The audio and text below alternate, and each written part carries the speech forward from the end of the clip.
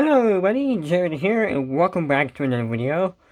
As the day of this recording, it is National Fire Alarm Day. Now, normally today, since it is National Fire Alarm Day, you would go and test your smoke detector. However, I thought it would be kind of neat to tell you the different types and how these things work. So you may see here on my desk that we have two smoke detectors. One here and one here. Two things. There are two different kinds of smoke detectors and two different types of smoke detectors. Yeah, a little confusing, huh? Well, today I'll explain it to you. Let's start off with this one. This is a first alert iodine detector. This is a Kita photoelectric detector. Now, this is iodine and this is photoelectric. Now, what do these two have in common?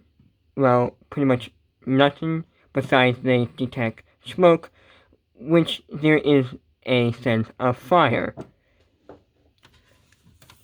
Let's go over with the first alert smoke detector first. This is an ionized smoke detector. An ionized smoke detector uses a small little bit of radioactive material that use particles known as alpha particles to detect smoke. There is a chamber in here with two bridges that make electricity. Yes, the smoke detector makes electricity. Not a strong enough electricity to, well, make electricity, but strong enough to make particles. In the chamber, there is a bridge. Actually, two bridges. And in those bridges, there is two circuits that connect up to the battery.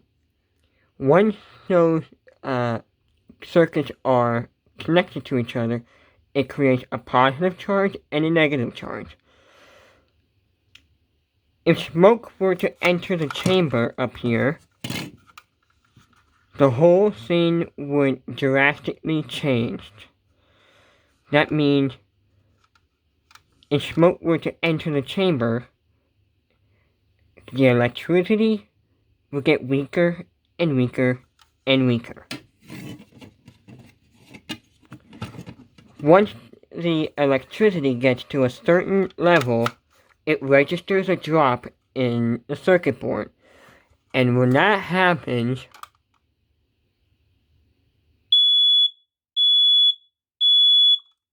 your smoke detector will start going off. This is a photoelectric detector. Now, I don't have a battery in this one because every time I put a battery in this one, it just goes off constantly. The difference between this and a ionized detector is that it uses a light source in the actual smoke detector. So the way how this works is that there are a bunch of little lights in the chamber, and when smoke gets in there, there are like a ton of reflectors in there that reflect the light. If smoke enters, it reflects the light and it sends it to a circuit board relay, and it'll go off. Now you might be thinking, why do we need an iodine and a photoelectric detector? You know how you're cooking a lot when the smoke detector goes off? Well, that'll be this one. The ionized smoke detector is designed to detect fast burning fires. A photoelectric detector is good at detecting smoldering fires. Get it? Now, these two smoke detectors are battery operated, which means they're not hardwired. That's another different kind of smoke detector. Battery and a hardwire. I do not have any hardwired smoke detectors in my house. There should be, however, there isn't. So why would you want a hardwired smoke detector? So hardwired is if these would be hardwired smoke detector. This one wired to this, this one wired to this. If this were to go off, this were to go off. If this one were to go off, this one were to go off. And depending on how many smoke detectors you have in your house, let's say if I have 10 of them, and let's say this is the one that goes off first, all the ones in the house will go off, including this one. And while we're talking about hardwired smoke detectors, actually, since this one doesn't have a working light, we'll use this one. Since there's an LED right here, let's say this is your hardwired smoke detector. If this would be going off, the LED light would be flashing very, very, very fast to signal that, hey, I'm the one who started the alarm. Kinda cool, huh? Not all smoke detectors have this feature. Some do, some don't.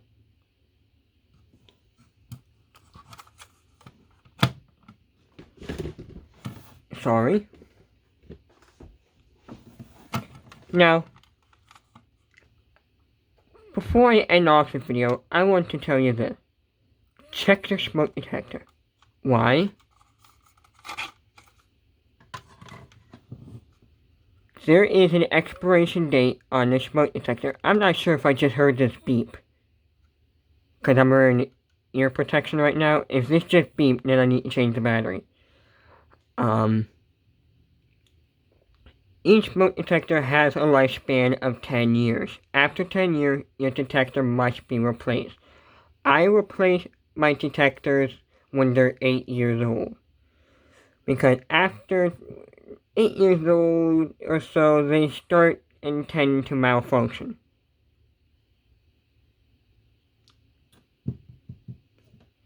Same thing with carbon monoxide detectors. I really should get a carbon monoxide detector. Carbon monoxide detectors are to last around 5 to 7 years. If I were to have one, I would replace one every 4 years. Try replacing your smoke detectors a few years before their lifespan ends. I'm not sure if I just heard it beep again. Maybe I'm just hearing things. So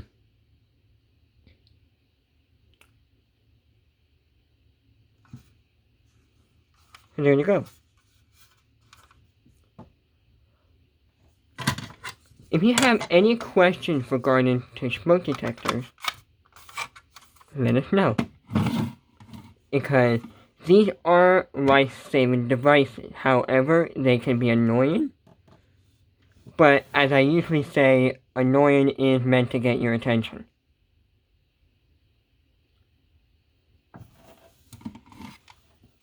I should mention this real quick. About 90% of homes are made with this type of sensor. This is an iodine smoke detector. So that could be a problem when it comes to detecting fire.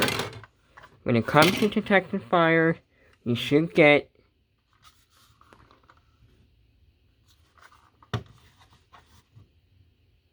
I can't tell if that's upside down or not. When it comes to detecting fire, I would recommend installing an ionized and a photoelectric detector. It is a little pricey, but I also recommend somewhere installing a dual sensor smoke detector, which is an ionized and photoelectric combo. There are also smoke detectors that come with carbon monoxide.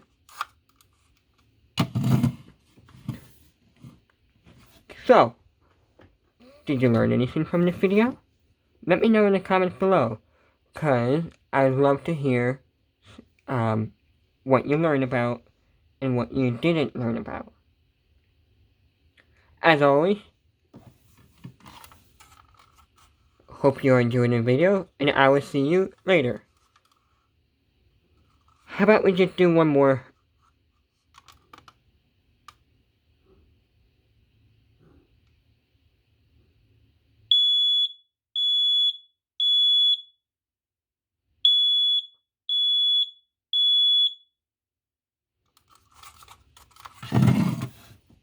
Happy National Fire Alarm Day, everyone!